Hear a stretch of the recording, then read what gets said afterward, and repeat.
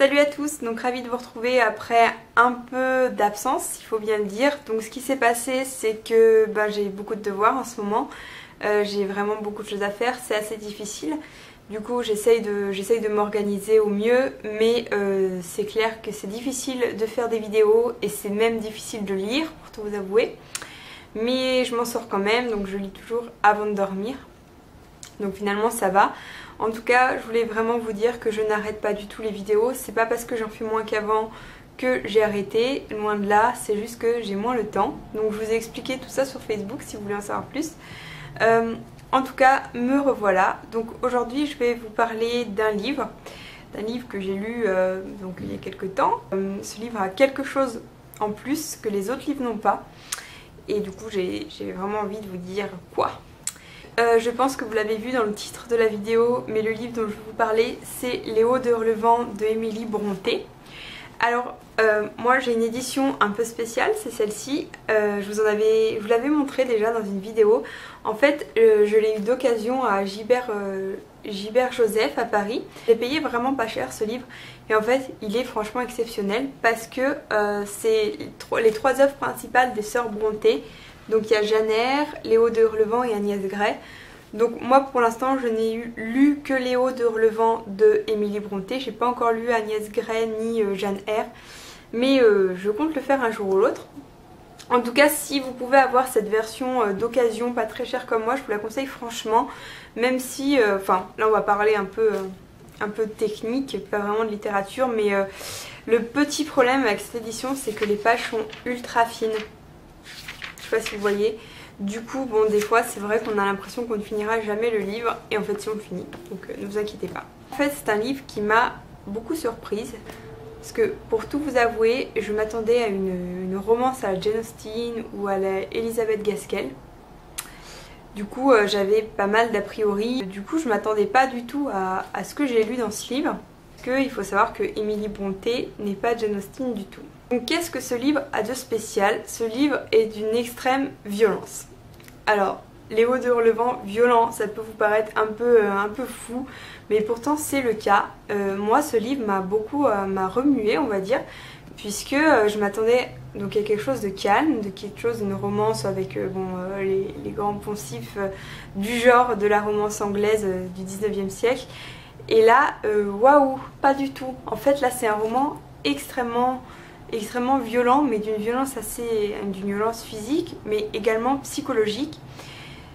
Et j'ai vraiment été très surprise et j'ai trouvé que c'était un bon point de ce roman qui nous faisait aller au-delà de ce qu'on pouvait s'imaginer. Et j'ai trouvé que Émilie Brontë avait vraiment, donc déjà elle a une plume qui est assez vraiment belle. Enfin, je préfère la plume de Jane Austen que d'Émilie Brontë, mais en tout cas ça reste excellent.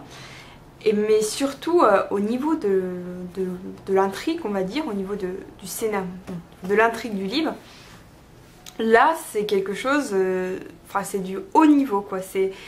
Elle a vraiment osé des choses que j'imaginais pas du tout.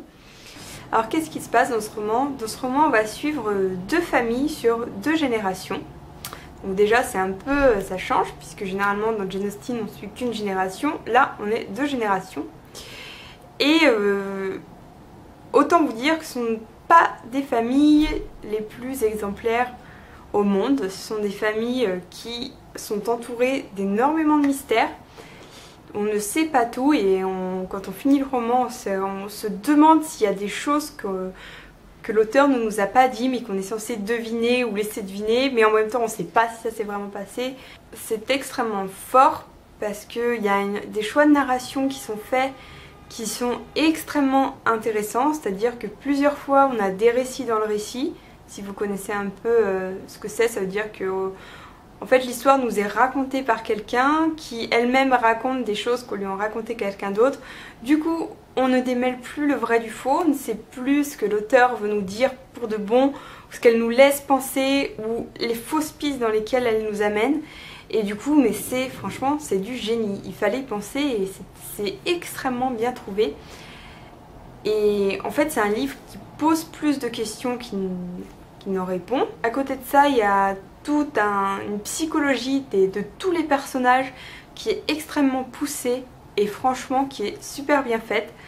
C'est-à-dire que les personnages ne sont pas niais, mais alors pas du tout, sont au contraire des personnages avec énormément de profondeur. Ce sont des personnages qui sont assez noirs, assez sombres. C'est un contexte, un environnement qui lui-même est franchement assez flippant. Bref, c'est un roman qui pour moi est d'une très très grande ingéniosité. Pour moi, il y a Emily Brontë et en dessous il y a Jane Austen. Et en dessous il y a Elizabeth Gaskell. C'est-à-dire que Emily Brontë, pour moi, ça apporte plus que la littérature de Jane Austen qui pourtant déjà est franchement qui apporte beaucoup quoi, qui est déjà une littérature passionnante, qui est une littérature avec beaucoup de talent, mais alors là on est au niveau au-dessus quoi. Du coup j'aimerais bien savoir plus sur Emily Brontë parce que ça doit être quand même une femme qui a un esprit qui doit être très vif, qui doit être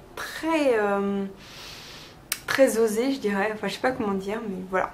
Voilà pour les Hauts du Relevant de Emily Brontë. Donc une fois de plus, je voulais vous en parler parce que pour moi c'est un roman qui est hors du commun, c'est un roman comme on en lit rarement. Du coup, si vous voulez vous lancer, c'est relativement accessible, hein, c'est pas de la littérature très très compliquée. Et donc je vous le conseille, je vous le conseille. Je serais d'ailleurs ravie de savoir ce que vous en avez pensé, si vous l'avez déjà lu, parce que c'est bien possible que vous l'ayez déjà lu. Moi j'ai attendu 22 ans, mais c'est pas grave. Je vous dis à très très bientôt pour une vidéo sur un autre livre. Donc là ce sera la surprise, vous ne savez pas encore ce que c'est. Mais voilà. En attendant, je vous fais de gros bisous. Je vous invite à me rejoindre sur Twitter et sur Facebook si ça vous dit. Moi ça me fera plaisir.